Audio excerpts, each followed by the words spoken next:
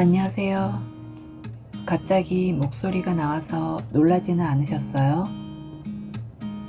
제 채널에서 음성은 처음으로 공개하는데요. 오늘은 허심탄회하면서도 진솔한 저의 이야기를 드릴까 해서 정말 큰 용기를 내서 목소리를 담아보았습니다. 제가 유튜브를 시작한 지 어느덧 2년 반이라는 시간이 지났더라고요.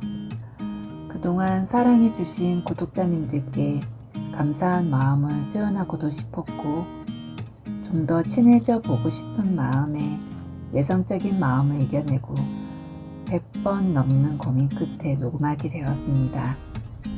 다소 어색하게 들리시더라도 귀엽게 봐주시면 정말 감사하겠습니다. 저는 능력이 특출하지도 않고 외모가 예쁘거나 목소리가 좋은 것도 아니고 부족한 점이 많은 만큼 남들보다 노력을 많이 해야 된다고 생각하고 있어요. 그래서 유튜브를 처음 시작할 때부터 지금까지 꾸준히 유튜브 공부를 놓지 않고 있고, 컨텐츠 만들 때도 매 순간 최선을 다하고 있습니다. 평범한 주부였던 제가 어떻게 유튜브를 시작하게 되었는지, 유튜브 하기 전에는 어떤 일을 했었는지, 또 공동구매는 어떻게 하게 됐는지, 삶에 있어 어떤 어려움들이 있었는지, 평소 드리지 못했던 다양한 이야기들을 드려볼까 해요.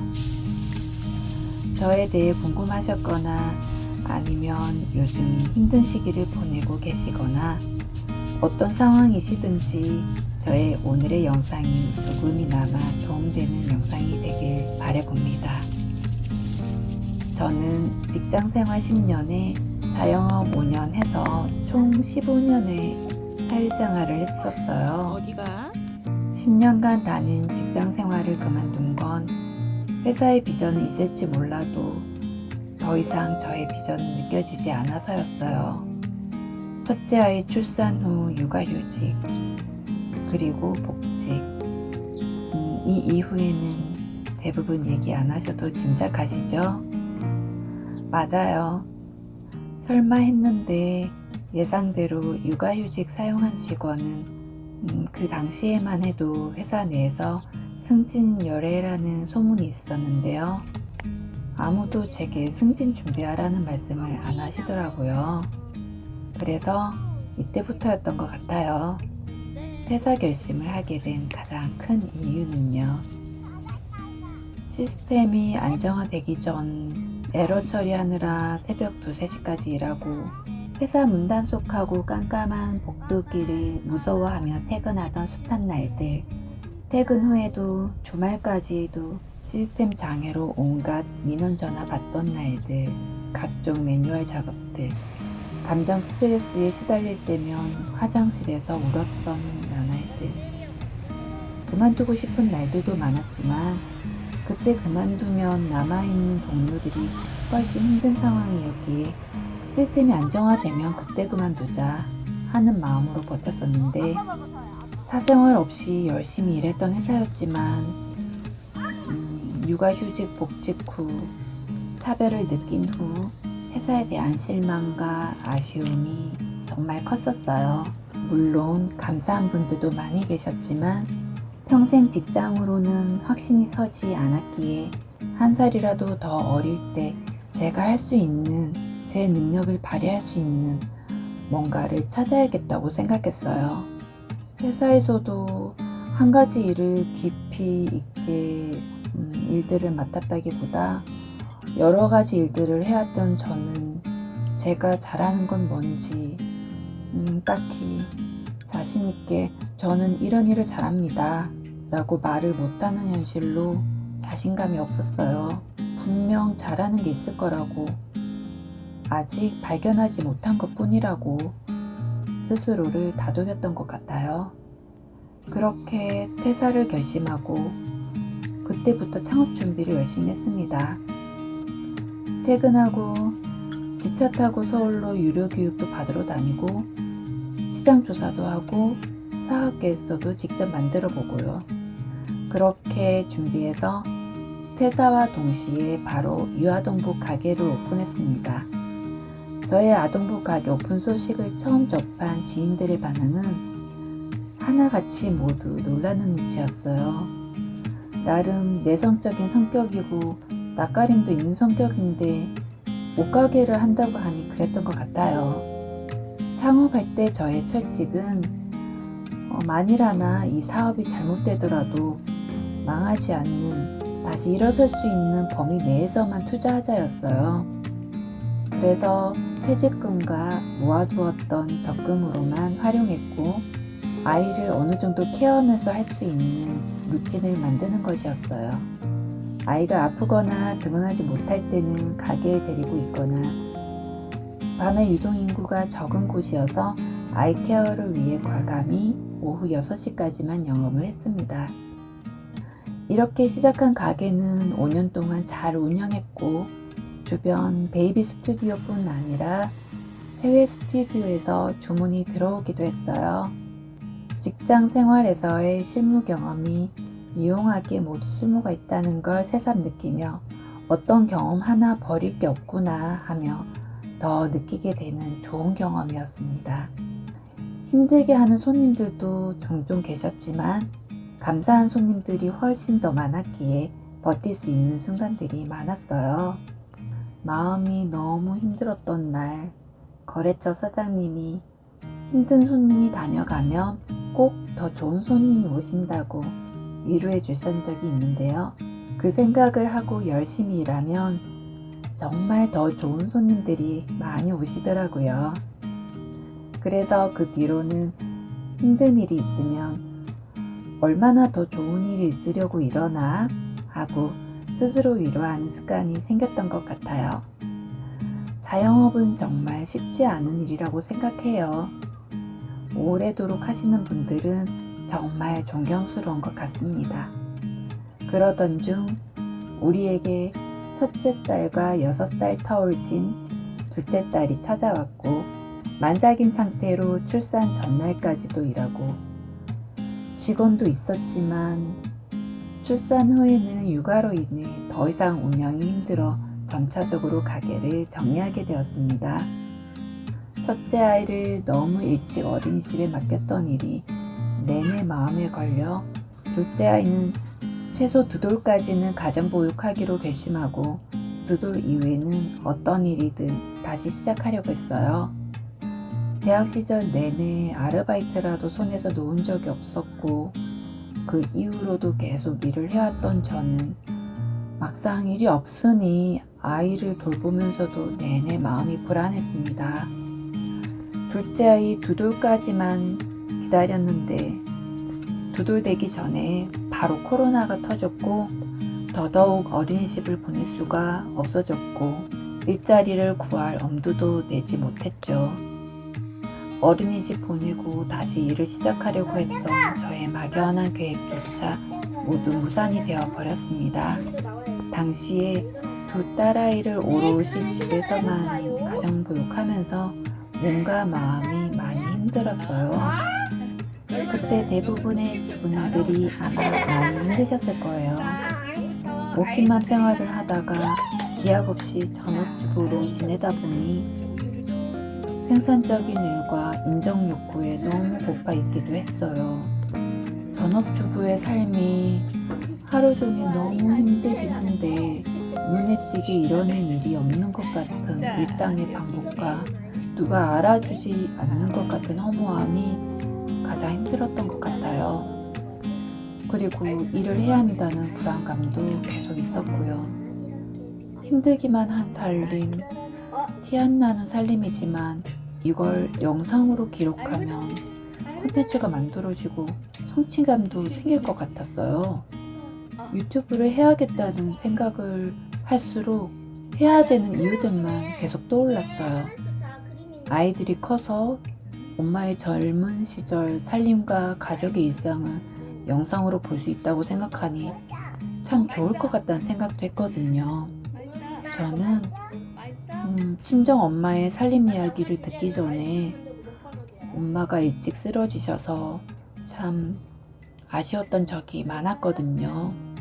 그리고 유튜브는 조건들에 대한 제약도 없고 정년도 없으니 평생 해야겠다는 생각을 했어요.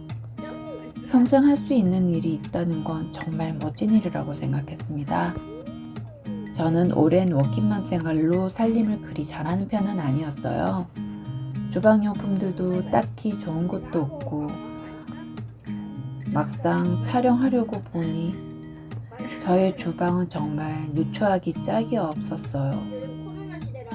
그래도 해보자 하며 그렇게 시작했습니다. 그렇게 시작한 첫 유튜브 영상은 지금 보면 정말 부끄럽고 어설프지만 첫 영상 찍을 때 마음만은 가장 설레었던 것 같아요. 당시 영상 찍을 때 둘째 딸 낮잠 자는 사이에 얼른 촬영하기도 하고 편집은 밤새며 작업하고 거의 이런 루틴으로 1년을 보냈던 것 같아요. 처음에는 이게 과연 될까? 편집도 할 줄 모르는 내가 할 수 있을까? 혹시 성과가 안 나오더라도 2년은 정말 열심히 해보자. 조금이라도 성과가 나오면 그럼 평생 해보자 라는 마음으로 시작했어요. 처음에는 한 명씩 구독자가 늘어나서 100명 됐을 때 얼마나 신기했는지 몰라요. 구독자님들이 한 명 한 명 늘어날 때마다 화면을 계속 캡처했던 기억이 나요. 그러다가 6개월 만에 1000명이 되었고 1년 만에 10,000명. 구독자 10,000명쯤 됐을 때 큰딸이 엄마 그만 자. 오늘은 좀 쉬어. 지금도 충분히 잘하고 있어. 이런 말을 자주 해주더라고요. 그러면 저는 엄마가 이렇게라도 했으니까 지금 이 정도 된 거야. 고마워. 이런 말을 주고받았었습니다. 요즘도 제가 늦은 밤까지 작업하는 날이면 엄마 파이팅! 하며 응원해주는 그런 큰딸이에요. 급성장하시는 채널에 비해 비교적 천천히 성장하기는 했지만 그래도 좀 더 정감 있는 찐 구독자님들이 많이 구독해주고 계시다는 걸 갈수록 실감하고 있어요. 제 채널을 구독해주시고 응원해주셔서 늘 감사드리고 있습니다. 요즘 고민이 조회수는 비교적 잘 나오는 편인데 그에 비해 구독자 수가 쉽게 늘지는 않더라고요. 주변에서 많이 질문하시는 것 중 하나가 장비에 대한 부분인데요. 저는 처음부터 지금까지 스마트폰으로 촬영하고 있어요. 기종은 삼성 갤럭시 노트 10 플러스로 거의 촬영해왔고 최근 새로 구입한 스마트폰은 갤럭시 Z 폴드 4와 번갈아가며 촬영하고 있습니다. 편집 프로그램은 처음부터 거의 2년 동안 폰 어플 블로라는 프로그램을 사용했어요. 폰으로도 간단히 편집할 수 있는 큰 장점이 있어서 유튜브를 입문하시는 분께 특히 추천드려요. 저는 갈수록 용량이 많이 부족해져서 작년 말부터는 지금은 컴퓨터로 프리미어 프로 프로그램을 사용해서 편집하고 있습니다. 공동구매를 시작하게 된 계기는요. 제 영상들 중에 어디서 샀어요? 이거 어디 거예요? 하고 물으시는 질문이 가장 많은 편인데요. 물으실 때마다 최대한 답변 드리고 있어요. 여느 때는 공구 제안이 많이 들어와도 무심코 지나쳤었는데 어느 순간 마음에 드는 고퀄리티의 제품이었는데 정말 착한 가격에 구독자님들께 제공할 수 있다고 하는 거예요. 그때 고민을 했어요. 제가 과연 공동구매를 해도 되는지. 처음에는 너무 조심스러웠지만 이렇게 좋은 조건을 그냥 지나치는 것도 제 입장에서는 말이 안 되는 거였어요. 분명 필요하신 구독자님들도 계실 텐데 좋은 가격으로 득템하실 수 있는 기회라고 생각했거든요. 그래서 수백 번 고민 끝에 첫 공부를 작년 5월쯤 진행하게 되었는데요. 저의 걱정과 다르게 너무 좋아해 주셨고 앞으로도 이런 공부 자주 해달라고 응원해 주셔서 너무 감사하고 힘이 났습니다. 저의 첫 공부는 그렇게 시작되었어요. 공구 제품은 특히 수많은 고민 끝에 엄선해서 선택하고 있어요. 감사하게도 광고 제안부터 공구 제안까지 많은 메일이 들어오지만 정말 많은 고민을 하며 제안들을 검토하고 진행하고 있습니다.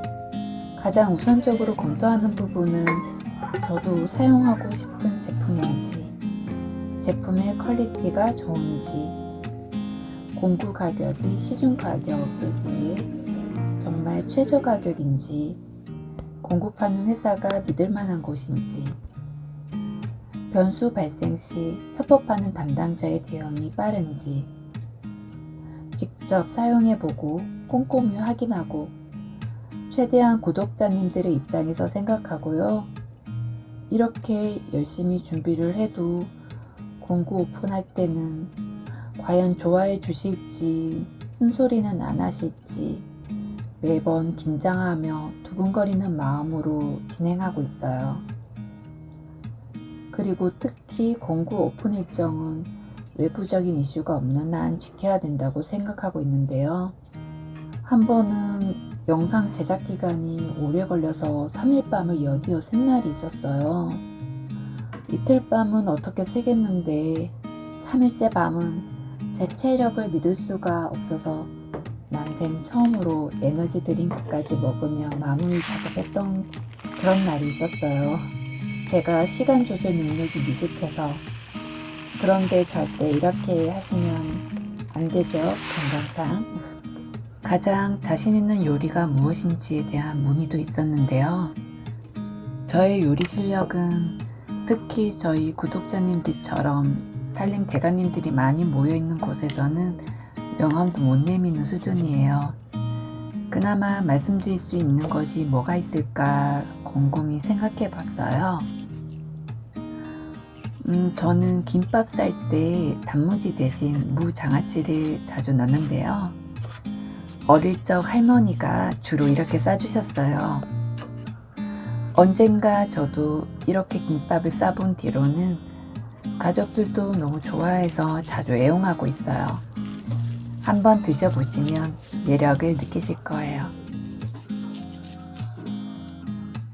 다음 기회에 요리에 대한 이야기도 더 나누어 보도록 하겠습니다.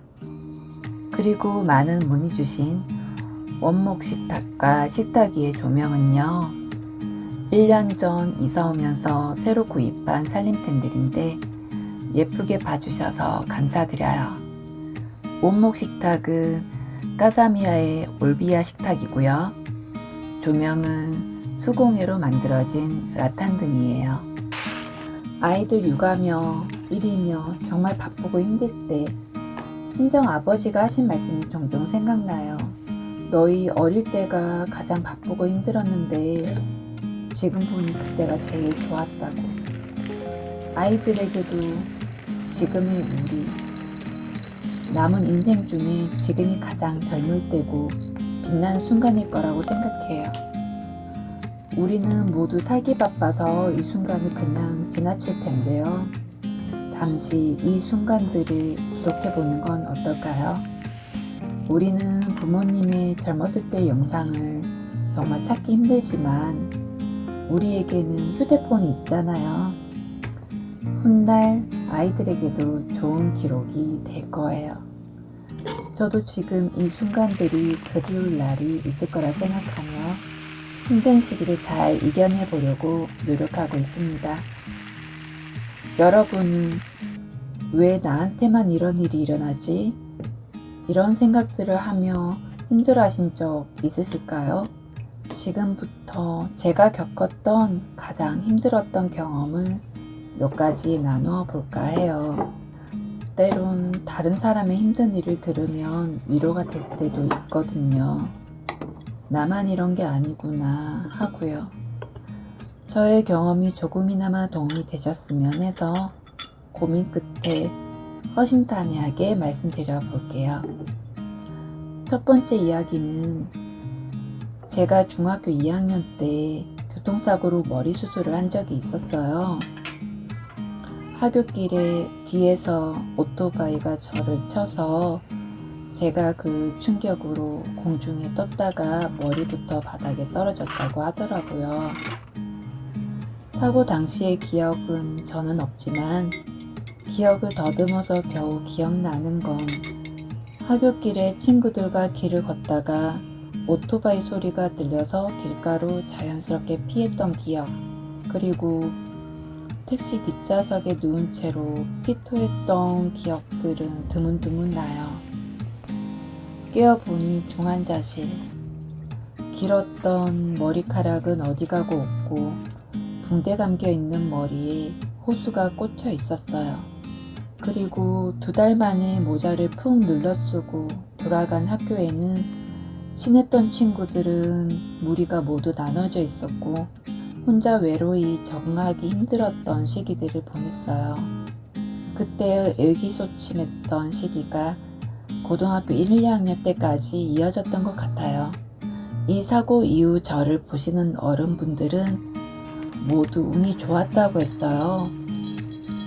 그때 그 시골에 마침 택시가 우연히 들어와 있어서 바로 타고 병원에 갈 수 있었다는 것 사실 자체가 행운이었다고요. 제 남편은 이 이야기하는 걸 별로 안 좋아해요. 상상만으로도 힘들다고요. 그래도 결론은 저는 참 운이 좋았다는 거예요.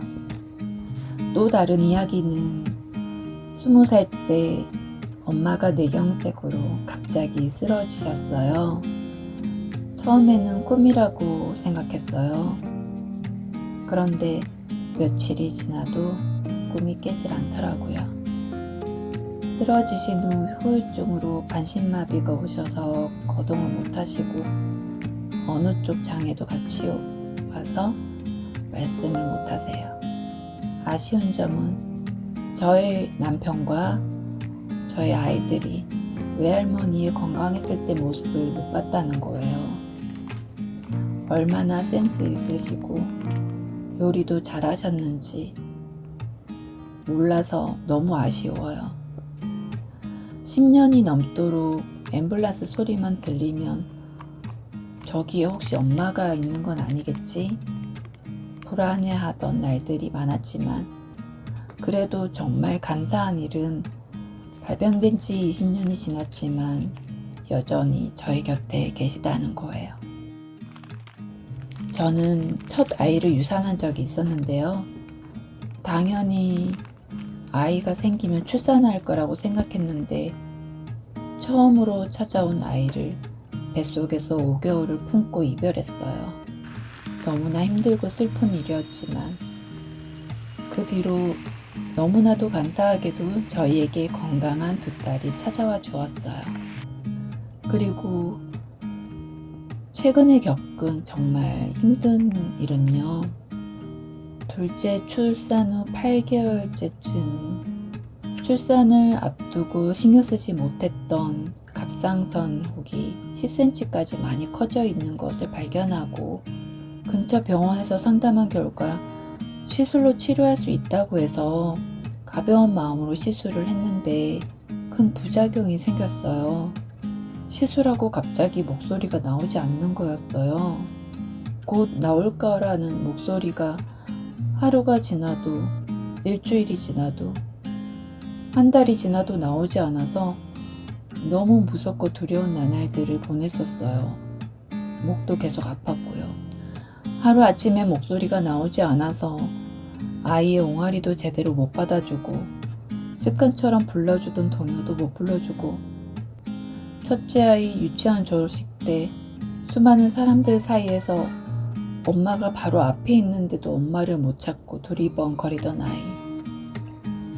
한 번은 할머니 댁에서 제가 휴대폰도 없이 방 안에 있었는데 갑자기 방문 손잡이가 고장나서 문이 안 열린 적이 있었거든요. 그 밖에서 가족들이 손잡이를 고치는 동안 첫째 딸이 펑펑 울면서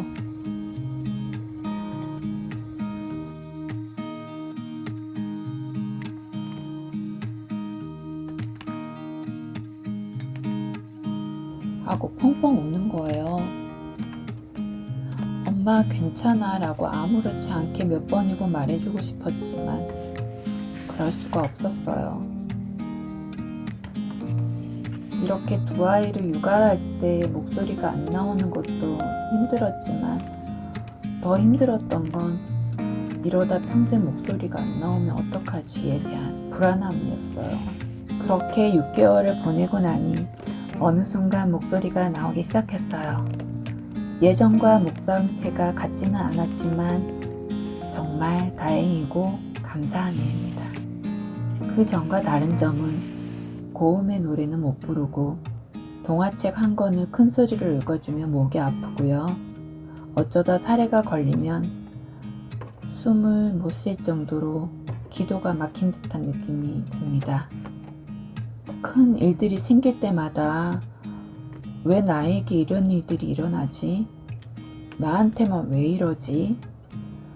그런데 시간이 흐를수록 대부분의 사람들이 사연 없는 사람들이 없다는 걸 알게 됐어요.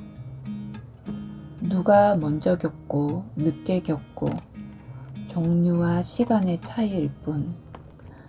학창시절 큰 사고를 겪으면서 가족들의 사랑을 느꼈고 엄마가 쓰러지시면서 가족 간에 더 돈독해지게 되었고 유산 후 건강한 두 아이가 찾아왔고 힘든 일도 좋은 일도 지금의 나를 그리고 우리를 만든 자양분이라고 생각해요. 앞으로도 우리에겐 크고 작은 일들이 계속 생길 거예요. 힘들 때는 힘내라는 말 대신 더 좋은 일이 생길 거야 라고, 슬플 때는 참아라는 말 대신 울어도 돼 라고, 기쁠 때는 마음껏 기뻐해 그럴 자격 충분히 있어 라고, 행복할 때는 마음껏 즐겨 라고 말씀드리고 싶어요. 제 이야기를 끝까지 들어주셔서 정말 감사드립니다. 저의 이야기가 조금이나마 도움 되셨을지 모르겠어요. 저는 대단한 대형 유튜버도 아니고 밤새 만든 영상 하나로 인생이 크게 달라지는 건 없지만 힘들게 만든 영상 한 개 한 개가 쌓여서 10년 뒤에 저의 성공이 되길 확신하며, 그리고 훗날 아이들이 엄마를 자랑스러워하길 작은 기대를 해봅니다. 10년 뒤를 잠시 상상해봅니다. 제 채널이 10,000명대 10년 전에도 계셨던 분 혹시 여기 계실까요? 하고 제가 구독자님들께 여쭸더니 저요? 하고 손들어 주시는 분들이 여기저기 계시네요. 손들어 주시는 분들을 보고 울컥하는 모습. 과한 욕심내며 기분 좋은 상상을 해봅니다. 어디가? 이 상상이 현실이 되기 위해서는 더 열심히 노력해야겠지요. 더디게 가고 있지만 저를 응원해 주시는 구독자님들의 응원과 힘을 얻고 좀 느리게 가더라도 포기하지는 않을 거예요. 여러분들의 이야기도 궁금해요. 댓글로 남겨주세요. 앞으로도 도움되는 영상 만들도록 노력하겠습니다.